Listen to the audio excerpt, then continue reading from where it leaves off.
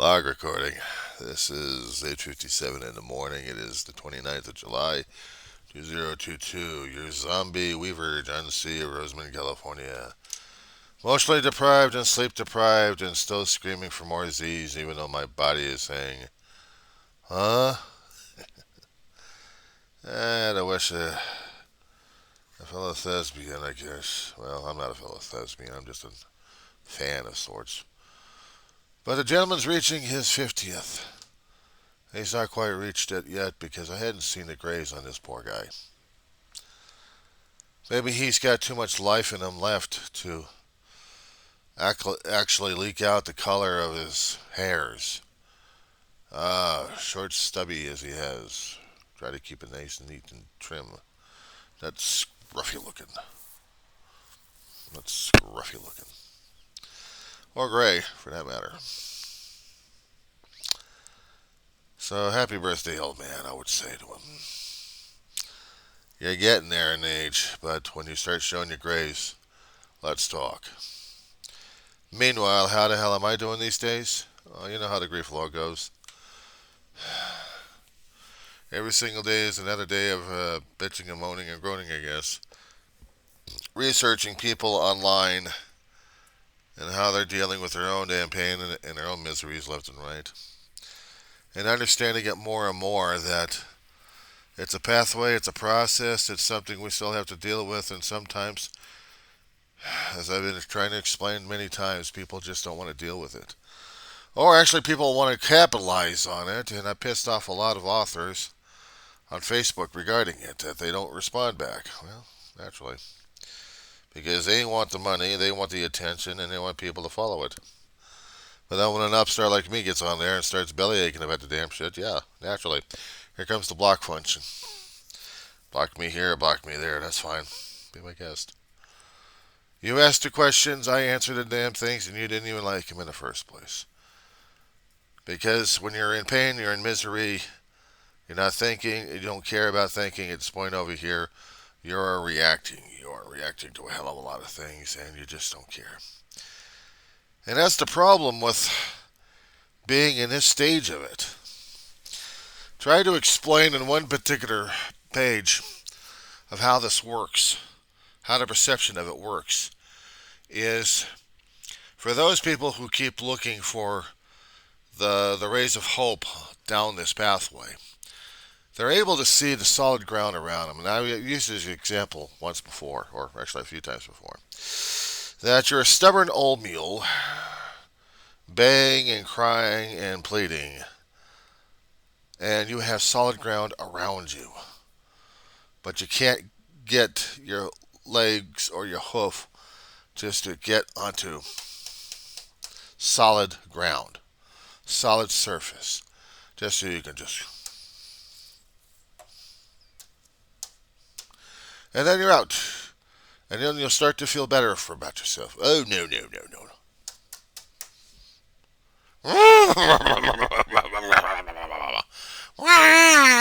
Oh, whatever the hell they make, whatever sounds they make. Screaming and yelling their heads off because they can't get the hell out of the damn thing because all they see is down in the muck, in the mud.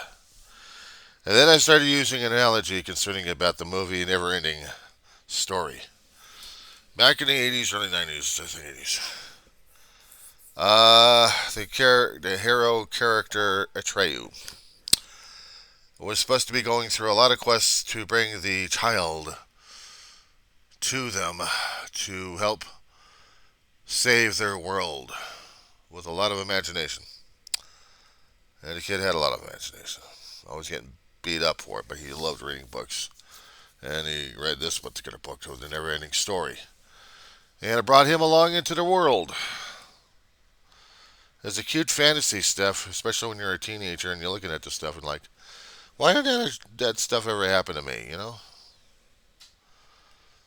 Well, using analogies and portions of the thing, there was one particular section of the story where they introduced Trio in the horse, and they're in this bog, and they're coming across this quicksand.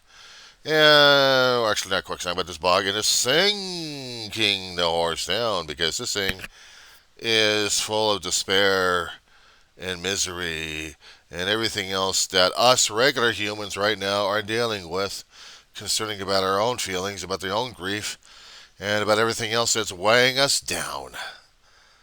So to me, it's like the horse is on an elevator going straight down because he cannot focus or fathom he can get up, despite the fact that Trejo's yanking on his reins like crazy on his lead and saying, "Come on, come on, come on! You can't do this! Don't give up on me! No, no, no, no, no, no, no, no, no!"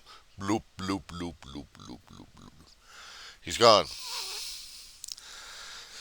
and he's got to fight off the pain and misery that he's now going to be experiencing. But they don't put him through that. They put him through a hell of a lot of stuff that makes him focus on other things to be the hero of the story. And he finds the luck dragon, and they have the adventures, and pushes away all the negative stuff away. Pushes away all the negative stuff away. All the pain and all the misery that we're still suffering inside that damn bloop, bloop, bloop, bloop, bloop, bloop, bloop. That's us. That's me, at least. Could be a lot of people, but it's an example that we're all facing at this point over here. Because every time I keep reading these posts left and right regarding the grievers out there, they're doing the same damn stuff. Like me. We keep pointing it out to each other. We keep trying to point out what the misery and all the other stuff is going on. Yeah, it would be nice to be happy and dappy and cheerful and look at the sunrise and say, yeah. Because I knew days like that. Long ago. And taking a few pictures left and right. It was spectacular. But as I'm getting older and older, I realize that more of my family members and everything else I loved and cherished is gone with the ways and getting thrashed and fried up, turned into ashes and then stored away. Everything that I cared about, everybody and everything that I loved. But I can't call animals things. I should call them somebody, They're family. Ha! Family ashes. The thing that usually tears me apart more and more. Facing that mortality. Chips of my own damn tooth are in there. Chips of my own mortality. Should be called a mortality case. I should have the theme concerning about Disney's Haunted Mansion. Because I might as well start playing it around here just to make it more and more gloomier. And you want to hear the kicker? That was my family's favorite ride besides Pirates of the Pirates of the Caribbean. Yeah, that one. Small chuckle. The small chuckle gives a little bit of a pleasure, a little bit of a serotonin, maybe something to build upon, maybe something to hope upon. It's like something to hold on to because humor seems to be a little bit of a panacea, temporary Tylenol for it. What would be the permanent one? Let's see, reunited with the family and never leaving them again. But realizing one thing, it's not going to happen in this lifetime. It will not happen in this lifetime. Because if it does happen in this lifetime, I am going to be totally displaced at this point over here. I wouldn't even know what the hell's going on after that. I'd be lost.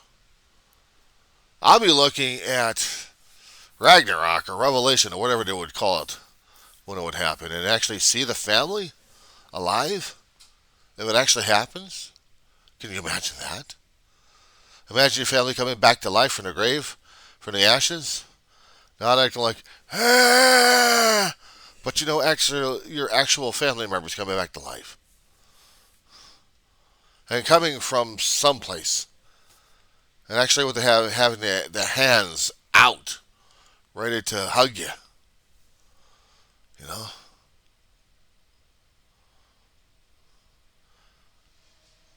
We all keep learning. We all keep yearning for this day. We all keep yearning for the time when we're going to be actually reunited with our loved ones in one particular lifetime. But end up being a ghost in the other one. And the only life we have is in a spiritual entity that deals with Energies of the universe and beyond.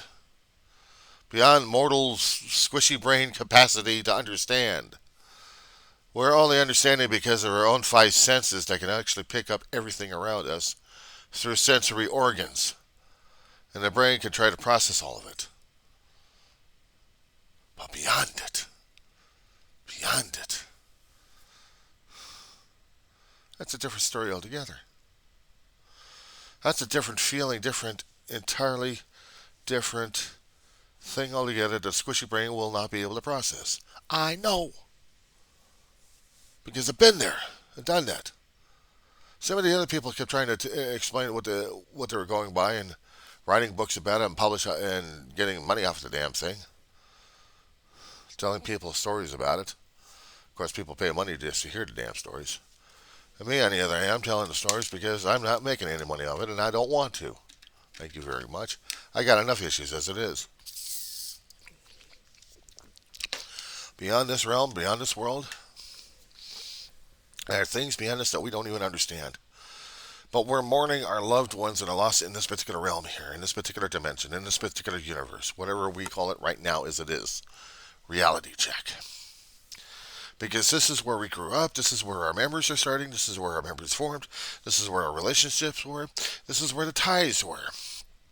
And everything that mattered to us is here. And when they're gone, and we're here, we got this hole, and we can't get it filled. We can't do anything about it. That's what drives us crazy. It drives me insane. Try to explain this to people, and I get better about it. I mean, I don't get better, I get bitter. I get frustrated. Especially when I see some people trying to indirectly or directly extend a hand out saying, pay me. And I piss them off. The same ones that keep offering us little phrases here and there to keep us going and keep the discussion going is one thing. A charity now becomes a handout. And you got to pay the piper at this point. No. You either started as the parody or you explain why. You explain why you got the handout. You're the lure bringing people into a spider web at this point over here. And I want to get the snips. Snip it out. And piss people off. Appreciate the effort that you tried to throw at us with all these nice, lovely lures of telling us how you relate. But then when you got the dollar signs popping out, that's what I get pissed off about. And despite the best words to help everybody else out, it's no damn good because now I've pissed off everybody else in the groups.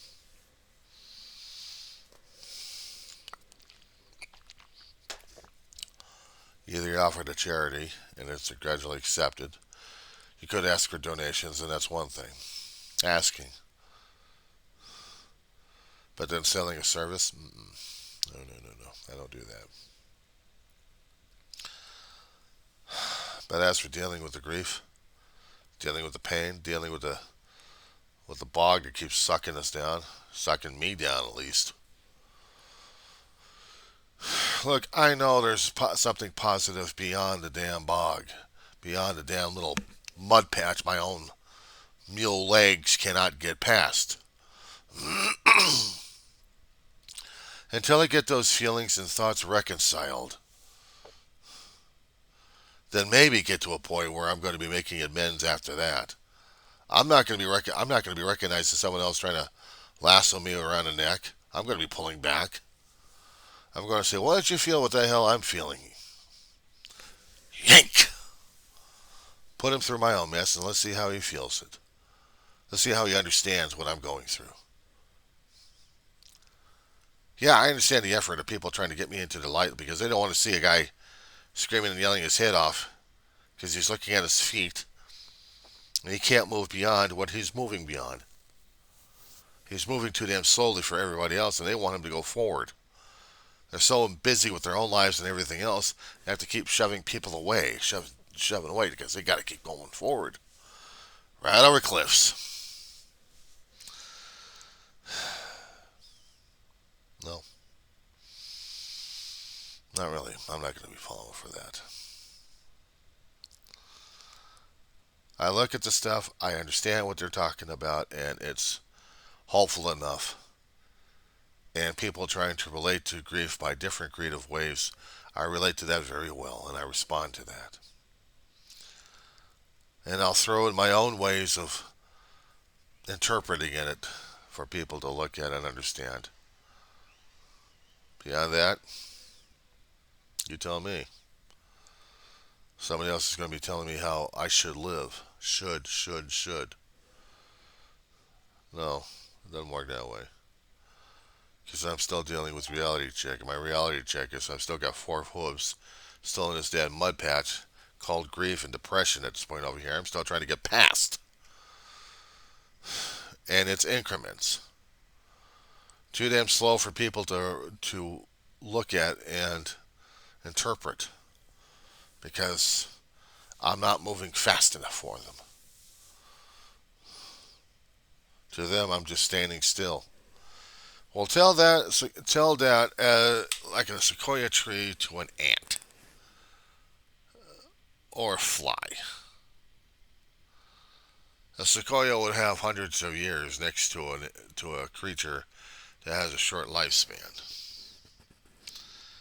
Are you the sequoia or are you the fly? And if you're the fly, you're doing the yellow, and the sequoia is still stuck where it is. But it's growing, it's living, it's moving, it's breeding, it's supplying seeds, it's functioning. Can anybody understand that? Can anybody appreciate that?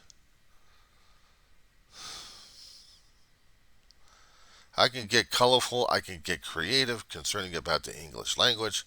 I can try talking a storm about this stuff. But in relating with somebody who hasn't been pushed to the limit of their pain and of their grief and of their loss. Losing one person, yes. I have lost many people. And the last two were the majors. And now I'm struggling. It's not just one person. You got to understand something. I've come across people online and in person who actually have different support groups that they don't even realize that they still have family of sorts as their support, as their strength. Because if they lost someone, everyone else shares the loss, everyone shares the burden, they share the weight, and the weight is evenly distributed. It's not on one person, it's spread out. When you're one person, when you're just one, everything gets crunched in. It's like you are in the center of the black hole and everything else is coming to you right into one focal point.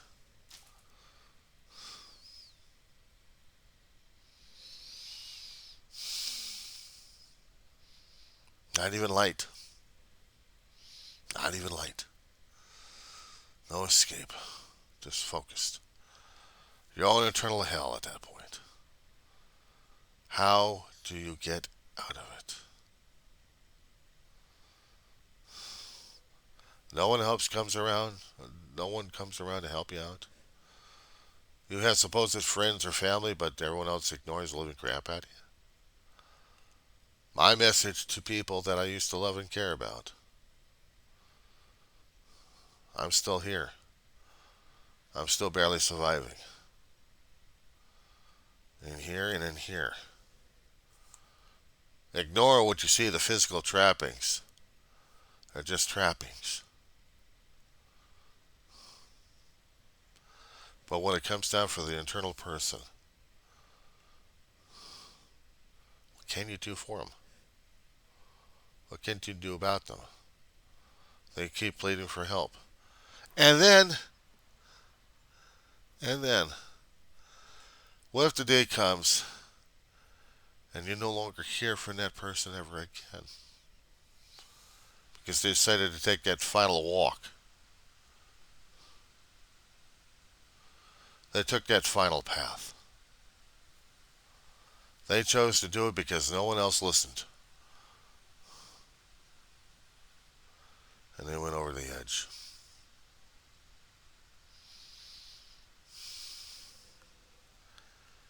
See, I know.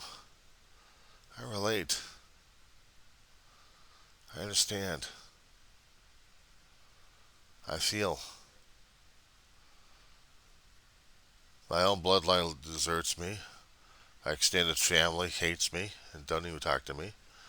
Friends who keep claiming that they're family but don't even try it, but don't even act it.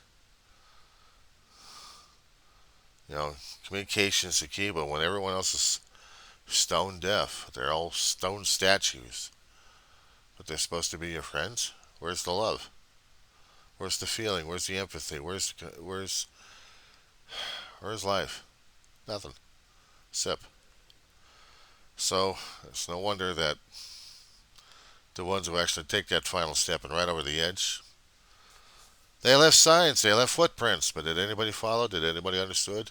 Did they hear the messages prior to that? Did they hear the cries? Did they see the cries? Did they happen to see what was going on?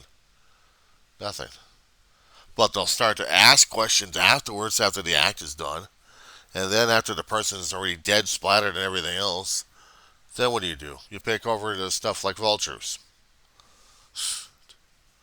See if there's anything legal. If there isn't, the state gets to deal with it all and tosses it in a damn garbage bin, and there it goes. Anybody else wants the damn stuff, grab it and growl before it's gone.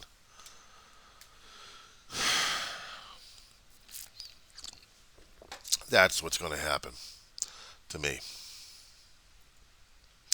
I'm not going to have the people around me enough that are going to help pull me out before I get to that point, if I ever choose to get to that point.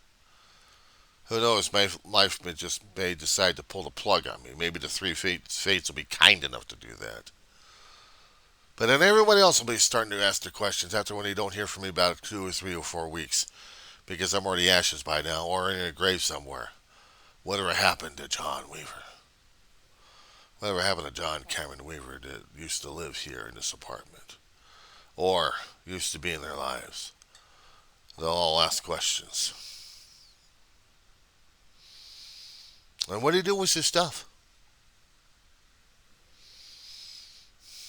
I won't be here. I'm somewhere in the afterlife trying to figure out what the hell to do next. Because everything that mattered to me will be gone. Will be gone. I don't know if I'll be at peace or not. I don't know if I'm going to be dealing with a ticked off God or not. At least I hope not. I hope he'll be in a good, pleasant mood. Oh, sure, I'll be in a nice, pleasant mood, then he kicks my ass out of heaven. Because something I said or did or didn't do. How do you please an angry God?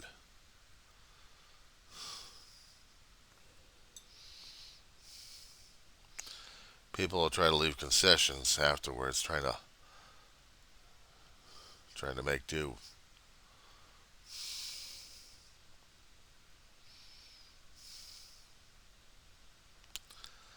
I know I've pissed off too many people in my lifetime. I've heard people. I've nuked bridges. I'm not happy with what I've done. Acknowledge it? Yeah. Admit it? Yeah. Sorry. But somehow I'll probably say, for most of them, maybe for a few of them, no. That's a hell of a lot of resentment. And in one particular resentment, Would have been a biological sperm donor that came into my life, gave me life, and then ran off when I was staying around and seeing what happened to his project. That's one major thing right there. Everybody else is going to have to get the pass, get their amendments going, or get the resentment worked off of. A lot of forgiveness happens when you don't have enough communication going on to understand both sides of the part. When you don't have that going, what the hell do you have? Or how about the extended family that adopted my family and then just took off? Did the adopt and run? So families supposed to be sticking with each other. But I guess we all lost the meaning about what family's all about. Don't I explain about family? Okay, you explain it to me. I came from a family of leeches. Then we're all leeches. Family is supposed to be sticking together regardless of whatever happens. But apparently, as I said before, nuke bridges. I don't build them, I nuke them. Make sure it's nice and glassy and radioactive. That way, it's a reminder. A painful, horrible reminder of what could have been, what should have been, but turned out to be something else. Because the decisions made on both sides. But nobody wants to acknowledge it because of pride and ego. There's your example right there. Pride and ego, radioactive, glassy like crazy. Enjoy the monument. Or hurts like hell is when I can't even make amends or can't even make connections to family members or extended family members. Everybody else wants to treat me like a damn leper. Well, fine. Let's deal with radioactivity then. Let's deal with the resentments. Because hell, if I'm going to be going to hell and getting my ass roasted on this one, I don't want it to happen that way.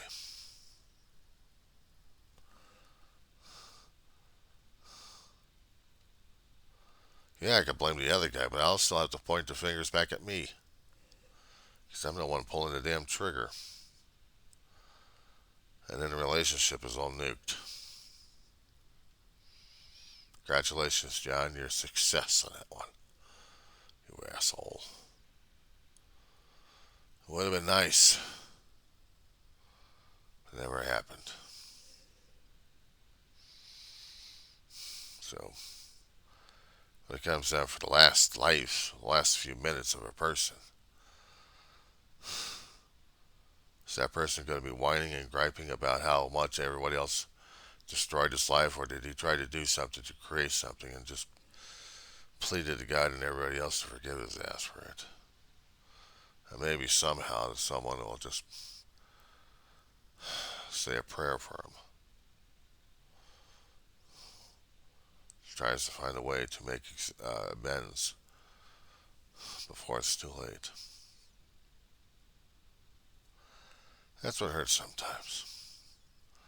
Not being able to make the amends. But we make the amends because we want to get our conscience clear, not to help the other person out.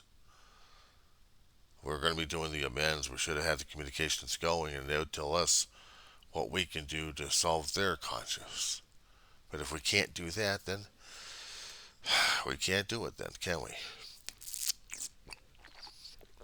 More missed opportunities. Missed opportunities. Try that one. Yeah, anger. Anger sucks out a hell of a lot out of a person, I'll tell you that much. And it makes me more sad. It makes me more depressed because now I gotta live in that kind of world. Being depressed and angry at everybody else because they hurt me and didn't even bother to say I'm sorry. And then again, what was my part in the situation in the first place? What the hell did I do to deserve that or not deserve it?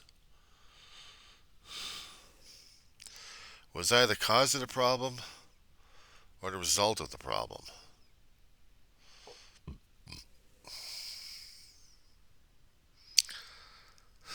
Did the family actually meant the damn thing to me or didn't it? The concept, yeah. The actuality, yeah. But the implementation and the practice of the damn thing for replacements, not so much. When I lose the original tool, it hurts a hell of a lot worse than what I expect. And despite how many people keep trying to tell me to let it go, let it go, let it go, I can't. Not unless I'm going to be letting go of a hell of a lot of love and just totally forget them. I mean, absolutely forget them, that they ever existed in my life. Because as long as I remember them, as long as I love them, as long as I have something of them still missing in my life, but still having a part of them in my life, I'll never get rid of the damn pain in this mortal life, in this mortal coils, or even in the afterlife. I will still love them and I will still miss them. And I'll have to deal with the internal agony if I have to. Because if it is my fault, then it is my fault. But then it was never my fault to begin with. Ma died. I can make all the speculations I want. My brother dies, and I did everything else I could for him. What more could I have said or done? My family would probably say nothing. You did everything you could. Then why do I feel so damn guilty? It's like survivor's guilt at this point over here. That meant a great thing to me. Great deal. Big brother and mama. Call me a sentimental old fool. I don't give a shit. I'm too damn tired. Depression sucks out my energy, and then I'm truly a walking zombie of emotion and sleep deprivation. Grieving comes so damn hard. And after you get wiped out by the damn tsunami, all you're left is depression and pain. You wonder what the hell happened. That's what I've been wondering. Same old, same old.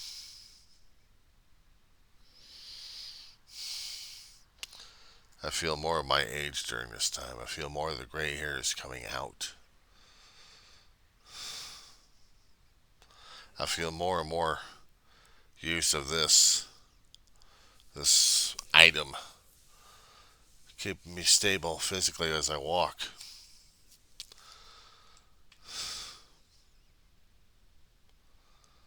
Because I feel like I've got a lot taken out of me, and it's kind of hard to be stable. More than one way to being stable.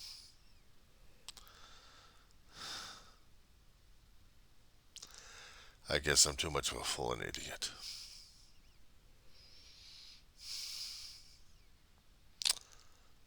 You can be pissy about things left and right, be my guest.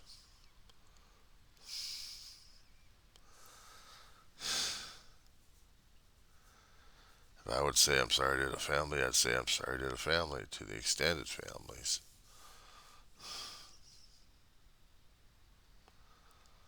If I'd say sorry to the biological sperm donor, I'd say, what was your major malfunction, asshole? It's a tire dropper that just never apologized. I forgive his ass. But I don't forget. And I don't trust. But there have been other people I've hurt. I know they can never forgive me, so I pray for them as well. This is not to say I'm canceling out my life today or anything else. This is just trying to get the shit off my damn chest. Other people have reunions and seeing how people are getting older and older and stuff. I'm getting older and older, being reminded of that. And I don't want to deal with it anymore.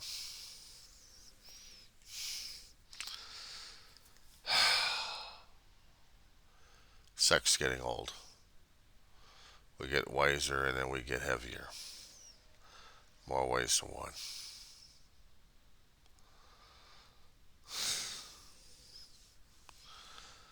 I guess Mick Jagger had it right when he was playing the song. It's a drag getting old. What a drag it is getting old.